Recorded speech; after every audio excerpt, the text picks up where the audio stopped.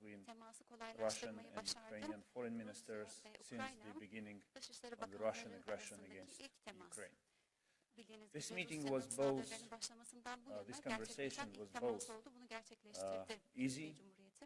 and difficult. Aslında hem kolay hem de zor bir Easy görüşme because oldu. Minister Neden Lavrov kolaydı? Çünkü basically followed Bakan his Lavrov traditional narratives geleneksel about Ukraine. anlatılarını sürdürdü Ukrayna ile Difficult ilgili. because Zordu çünkü I did my best ben de aslında to elimden at gelenin least en iyisini yaptım. find a diplomatic solution En azından to diplomatik the bir çözüm humanitarian bulmaya tragedy çalıştım.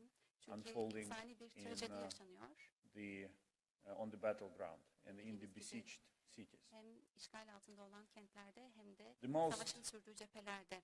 tragic situation is currently now in the city of Mariupol, Arama konusunda en iyisini on yaptım. the Sea of Azov. Mariupol'de ve Azak The city denizinde is being bombarded from bildiğiniz the gibi air. havadan It's being hit by bombalamalar artillery fire. gerçekleşiyor. Aynı zamanda ağır And I silahlarla came here ateş altında with bu bölgeler.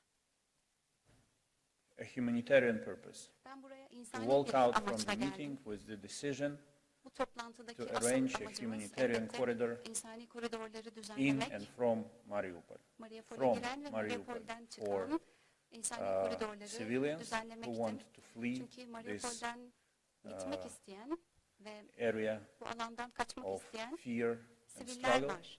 Buradaki korkudan, and buradaki humanitarian mücadeleden corridor to kaçmak bring isteyenler var. in Ve insani Mariupol koridor, humanitarian aid.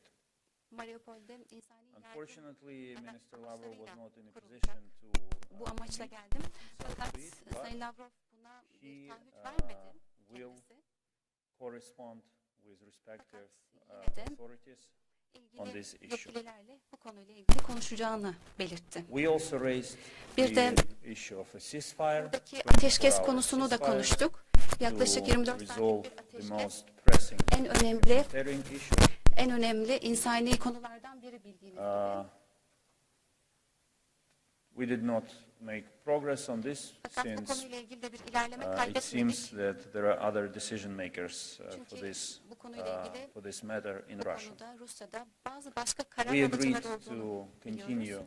Ve efforts elbette çabalarımızı sürdürmeye devam edeceğiz. seek a solution to the humanitarian issues on the İnsani ground. konularla ilgili şu anda I will be ready çözüm to arama meet again gayretimizi in sürdüreceğiz. this format Yine böyle bir formatta tekrar if buluşmaya there are ben mutabık prospects for oldum. a substantial Elbette discussion and for seeking Kayda değer solutions. bir I believe görüşme ve that çözüm when two arama foreign ministers ihtiyacı meet, doğarsa iki taraftan they have yeniden buluşmaya by mutabık oldum. definition the mandate Aslında Dışişleri to Bakanları negotiate issues of peace, barış security, konusunu, the güvenlik mandate konusunu entrusted in them by güzel their bir leaders, şekilde by their liderleriyle parliaments, konuşacaklar, parlamentoda üyelerle and I'm ready to konuşacaklar continue this engagement ve bu with the işbirliğini, purpose bu of ending the war in Ukraine, sürecin Ukrayna'daki savaşın stopping the bitmesine suffering yönelik of sürecin Ukrainian civilians, Ukraynalı sivillerin and, yaşadığı acının bitmesiyle ilgili bu sürecin liberating our devamı territories için from çalışmaya devam the edeceğim. Russian occupying force. Rusya'nın işgal ettiği, Rus I güçlerin will işgal now ettiği say a couple of bölgelerdeki words in yerlerin Ukrainian for Ukrainian cameras. özgürleştirilmesi için elbette Доброго çalışmaya дня. devam edeceğiz. Şimdi Ukraynaca bir Була şeyler söyleyeceğim. Bugün майже 1,5 години neredeyse тривала 1,5 saat süren bir görüşme oldu. Benim ve Lavrov'un katılımıyla Sayın Çavuşoğlu'nun aracılığıyla bir görüşme gerçekleştirdik. Міністр Чавушоглу Bakan Çavuşoğlu gerçekten називається добрі послуги iyi і високий професіоналізм. çabalar dediğimiz şeyler gösterdi ve iki tarafın da taleplerini yakınlaştırmak adına gerçek bir profesyonellik bir yaklaşım sergiledi. Ben buraya iki görevle geldim. Birincisi olarak Гуманітарний коридор insani koridor з oluşturmak до Маріуполя. Mariupol'dan ve Mariupol'e doğru. Çünkü şu an itibariyle bu en zor olan şehir, özellikle insani durum açısından en zor olan şehir ve ikincisi olarak Принаймні 24 en годин azından 24 saatlik ateşkes konusunda anlaşmaya varmak için geldim. Çünkü orada savaş tarafından ele geçirilen insanların sorunlarını çözmemiz lazım. Birinci konu ile alakalı Bakan Lavrov'un Rusya'daki karar veren insanlarla istişare etmesini umuyorum ve insani koridorun çalışmasını da ümit ediyorum ve aynı şekilde Rusya Federasyonu'nun sadece insani anlayışla yaklaşarak ve vicdani bir yaklaşım sergilerek özellikle yani orada onların attığı bombalardan mağdur olan insanlarımız ve çocuklarımız, bebeklerimiz dahil olmak üzere böyle bir insani koridorun faaliyet göstermesine izin vereceğini umuyorum Mariupol'dan. Ve aynı zamanda sadece Mariupol'ün yanı sıra Sumi ve Poltava yönündeki insani koridorlar konusunda da izin vereceğini umuyorum. Tabii biz savaşı durduramıyoruz. Şu açıdan bize saldıran ülke ve devlet bunu istemiyorsa savaşı durduramayacağız. Bugün şunu duydum. Ateşkes'in aslında Rus tarafının Putin'in Ukrayna ilgili dile getirdiği taleplerin yerine getirilip getirilmemesiyle alakalı olduğunu anladım. Ama şunu ifade etmek istiyorum. Ukrayna pes etmedi, pes etmiyor ve pes etmeyecek. Biz diplomasiye açığız ve hazırız. Biz diplomasi çözümleri arıyoruz. Ama onlar olmadığı sürece biz cesur bir şekilde kendimizi feda ederek vatanımızı, toprağımızı, insanlarımızı Rus saldırganlığından koruyacağız. Umarım ki bugün gerçekleştirilen formatın devamı olur. Çünkü ben buna hazırım. Rus tarafı ciddi, yapıcı bir görüşmeye hazırsa ve bu görüşmede geniş olarak yayılmış ve yayılmaya devam eden propaganda tezlerinden vazgeçerse Ukrayna ile ilgili ben bunu açayım. Bugün ihtiyacımız olan tek şey ciddi ve yapıcı, klişesiz bir görüşme. Rus tarafı söz konusu görüşmeye hazır olacağı zaman ben de bu görüşmeyi sürdürmeye hazır olacağım. Biz barış için elimizden geleni yapacağız ve aynı şekilde vatandaşlarımızın hayatlarını kurtarmak için de aynı şekilde. Çünkü insan hayatı bizim en büyük değerimiz. Teşekkür ederim.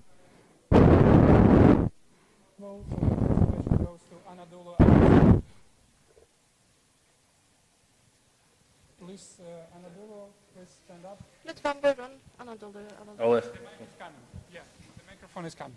Mikrofon gelecek. Thank you, Mr. Foreign Minister. My first question is actually about your recent meeting, as you just talked about. Did you get an impression that this attacks will continue from your talks after this meeting? And it also leads to my next question, which is, have you received a promise or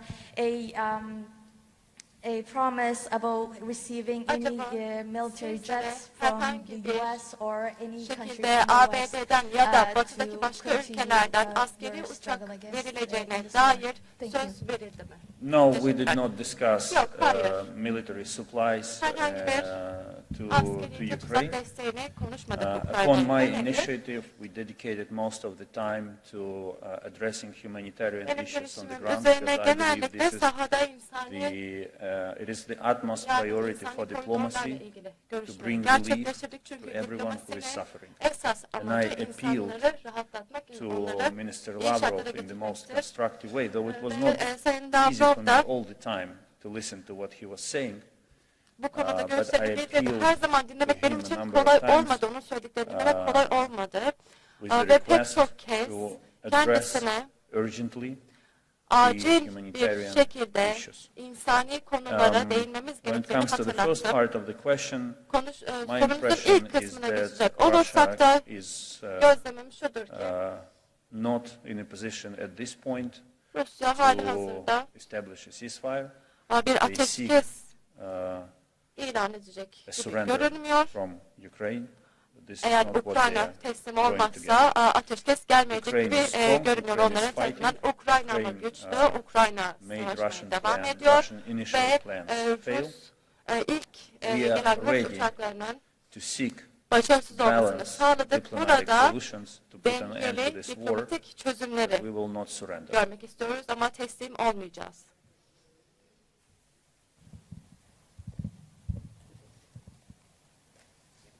Mr. Kaleba, Tom Bateman of the BBC, thank you very much for doing this. BBC'den Can I ask you first about the issue of the 24-hour acaba ceasefire? You 24 said there saatlik that ateşkeslerle Mr. Lavrov ilgili bir soru was not sorabilir in a miyim? Sayın position, was not Lavrov'un the decision maker, herhangi bir that he would şekilde go bu konuda karar verici and ask the olmadığını question. Do you söylediniz have sizler any soru confidence there can now yönelttiğinizde. be a 24-hour ceasefire? Acaba 24 And can I ask saatlik you about the ateşkes wider ilan edilir issues? mi? Because Bundan we know sonrasında bir that de hani Mr. geri Peskov, kalanla for ilgili example, geniş, was saying that the geniş fighting, anlamda the sormak invasion will istiyorum. stop Bu if istilanın there is son a bulmasıyla commitment by ilgili Ukraine not to join NATO, to recognize the regions şart in the koşulan east as şeylerden bir independent. tanesi Was there Ukrayna'nın any NATO'ya discussion? Did üye the Russians ask you olmamasıydı. about these wider Acaba issues? And are you Rusya prepared to make size any bu concessions konularda on soru sordu mu ve herhangi bir No, Minister Lavrov şekilde said that all tavizlerle of these ilgili issues görüştünüz should mü? be Hayır, bu discussed on konuların a different hiçbirisini track, the görüşmedik. so-called Belarus talks.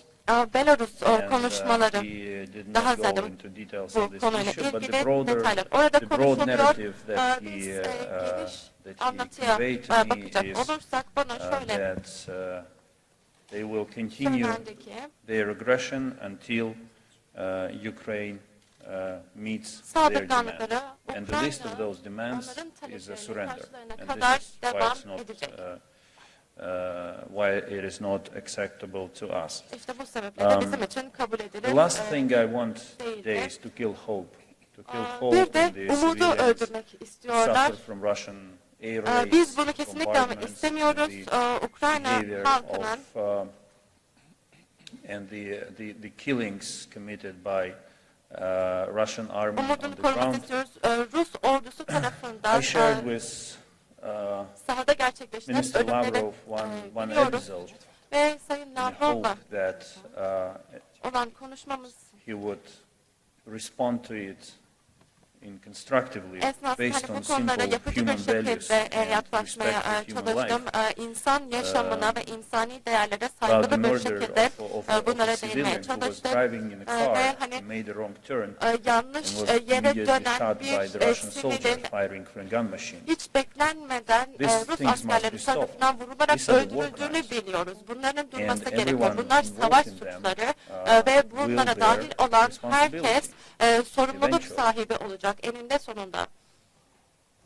I hope, Umuyorum I sincerely ki hope that Minister Lavrov will Sayın Bakan follow Lavrov up today's conversations with bugünkü his colleagues in the konuşmaları Russian government, in the Russian army, yine Rus will hükümetinde hear ve Rus the plea ordusundaki of çalışma civilians, arkadaşlarıyla thousands of görüşecek, civilians konuşacak on ve whose behalf yüzlerce, I spoke binlerce with them today sivilin and help sorunlarına arrange çözüm bulmak a safe için passage for them yardımcı olacak. Bu güvenli from geçidi the besieged oluşturmak adına cities. adım First atacaklardır. and Bugün foremost ben de bunlardan from bahsettim. as Öncelikle well as to özellikle de provide Mariupol'da to allow the provision of humanitarian aid Mariupol'da to insani yardımın iletilmesi de Next aynı question şekilde çok goes to önemli. Reuters, Bir please. sonraki soru Reuters'a gidiyor.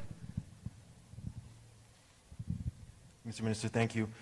Ukraine's Bakan, çok leadership has teşekkürler. talked about Ukrayna'nın pursuing some liderliğiyle non-NATO ilgili models to resolve the NATO conflict dışı if it modellerle receives certain birlikte security guarantees. çatışmaların During your durdurulması meeting gibi with bir yola for gidileceği Mr. Lavrov, did söylendi. any Sayın issues Lavrov about acaba bu Ukraine's konuyla ilgili status come up? bir konudan And secondly, bahsetti mi, konuştu mu? did Mr. Lavrov set out any red lines, such as insisting Ukraine disarms or recognizes Russian sovereignty in the Donbass region during your talks? And what did you respond to this? Thank you very much. Sizin buna yanıtınız ne oldu acaba? He mentioned it very briefly without going into discussion again. He insists that these issues should be discussed between two delegations in what is called the Belarus talks. Belarus görüşmeleri, Belarus konuşmaları dediğimiz I said openly to him that, in my view, foreign ministers are invested with the powers to discuss any kind of issues and to seek all necessary solutions. However, it seems that he has a different impression about the role of a foreign minister in this crisis. So we did not engage into a specific discussion on this matter. Next is Ukrinform. Bir başka sorumuz var Ukrayna'ya. Ольга Будник, Укрінформ. Пане міністре, гендиректор МАГАТЕ має намір приїхати на Анталійський форум. Чи матимете ви з ним зустріч? І взагалі на зустрічі з Лавровим, чи йшла мова про безпеку ядерних об'єктів? І чи продовжує Росія погрожувати своєю ядерною кнопкою? Так, наприкінці зустрічі міністр Лавров порушив тему ядерної безпеки. Він хоче провести, чи ж він висловився на користь проведення тристоронніх консультацій між експертами МАГАТЕ, українськими та російськими ядерниками. Я відповів йому, що до приходу російських солдат на територію України все було в порядку з нашими ядерними об'єктами, з нашими атомними електростанціями. Вони функціонували надійно, і Україна взагалі завжди була і є відповідальним учасником всіх механізмів верифікації МАГАТЕ та договору про нерозповсюдження ядерної зброї. Вся ця брехня, яку вони розповсюджують про те, що вони знайшли в Україні якісь там сліди розробки ядерної зброї, це просто брехня. Жоден міжнародний орган, жодна міжнародна інспекція нічого подібного ніколи не бачила, тому що нічого такого в Україні не відбувалося. Тому найкраще, що може зробити зараз Росія, це вивести своїх солдатів з території Чорнобиля, з території Запорізької атомної електростанції, дозволити персоналу їх обслуговувати відповідним чином, а експертам МАГАТЕ відвідати їх та контролювати, щоб все було нормально. Будь-які посягання на суверенну владу України на її території, яка стосується ядерних об'єктів, є неприпустимими. І якщо будь-яка модель, якщо хтось буде нам нав'язувати модель, за якою ми маємо визнати якесь тимчасове управління в тій чи іншій формі росіянами нашими ядерними об'єктами, то ми це відкинемо, тому що це так не працює. Коротко кажучи, Росія має демілітаризувати ядерні об'єкти, які вона зараз намагається контролювати, і відмовитися від будь-яких атак і спроб захоплення інших ядерних об'єктів або об'єктів газової інфраструктури, до речі, теж саме, тому що вони можуть поставити під сумнів функціонування ГТС, захоплюючи окремі її вузли. Ми відкриті до розмови з МАГАТЕ, але на тих принципах, які я позначив. The next question goes to France 24. Fransa 24 kanalına. Hi, Ludovic de Foucault, France 24. Thank you very much for doing this. Again, on the humanitarian level, because I understand this was really the focus of the meeting on your part, what concrete steps do you expect Russia to take in the next few days? What was your concrete demands and what do you expect? Do you think that Mr. Lavrov was able to commit himself to take concrete steps in order to ease the humanitarian situation? Thank you. In the meeting, I made a very simple proposal. I said, we all have our smartphones with us. Hepimizin akıllı Well, telefonları var. probably Minister Değil mi? Lavrov has his Muhtemelen last Sayın Lavrov'un iPhone, son but model that's another iPhone'u story. vardır. Ama bu And I başka said, bir I can hikaye. Ben şöyle dedim. call my officials right away, Ben şu an kendi my president, yetkililerimi my prime arayabilirim. minister, my Kendi commander-in-chief, başkanımı, kendi and I genelkurmay give you başkanımı, 100% devlet başkanımı that they arayabilirim will ve size %100 provide all garanti assurances verebilirim. that humanitarian corridors İnsani will work. koridorlarla ilgili, I'm insani ready to do koridorların it gerçekten right de now, right here, amacına in your ulaşacağıyla presence. ilgili söz Can you verecektir. do the same? Can you make the Bir call? Ukraynalı Dışişleri Bakanı I'm olarak sure you have aynısını all of siz them in the yapabilir phone misiniz? book. Siz arayabilir misiniz dedim. Eminim He did telefon not respond rehberinizde to that. hepsinin numarası vardır But I diye still sordum hope fakat kendisi yanıt vermedi. that out of Yine de şunu humanitarian umuyorum, considerations, insani durum göz he önünde will bulundurulduğunda follow up our kendisi de conversation bizim by görüşmelerimizi reaching out to his takiben colleagues in charge meslektaşlarını, who can make decisions in this field. Again, we came to these meetings with different assumptions. I came as a foreign minister who is entrusted to seek solutions and make decisions. He, as he said, came to listen. This is the difference in approaches. I was ready to make all necessary calls right away to arrange a humanitarian corridor from Mariupol. I proposed it. My proposal was not followed by was not supported by Minister Lavrov, but again, I still hope that at least he will do it after leaving the room of negotiations. Okay, we have time for the last question. Please, Daily Sabah. Mr. Minister, the ruling party in Ukraine raised a new proposal, a security agreement in which Turkey and the United States could be guarantor countries. What is your view on the issue, and was this issue raised during the trilateral meeting? Thank you. No, we did not discuss this issue during the trilateral meeting, though I was ready to do it, but Minister Lavrov had no interest in discussing it. Again, he referred these kind of issues to the Belarusian track of talks between two working groups. The idea that you refer to is very simple. Yes, it is written in our constitution, and it has been consistent part of our consistent policy to eventually join NATO as a full member and enjoy security guarantees provided by the NATO Charter, North Atlantic Charter. However, we understand that this is not going to happen in a blink of an eye, not even in a foreseeable future. We also see from the reaction of NATO as an alliance to the Russian aggression against Ukraine that NATO is not ready to act collectively to stop the war and protect civilians in Ukraine from Russian air raids. It delegated the authority to help to member states to do it on a bilateral basis. This poses a question. How to ensure security of Ukraine between now and the eventual membership in NATO? This is the question. What my constitution says something, and I cannot speak against my constitution. But if we could reach an agreement where similar system of guarantees as envisaged by the North Atlantic Charter would be granted to Ukraine by permanent members of the UN Security Council, including Russia, of course, by Turkey as a big friend and neighboring country, by all our neighbors.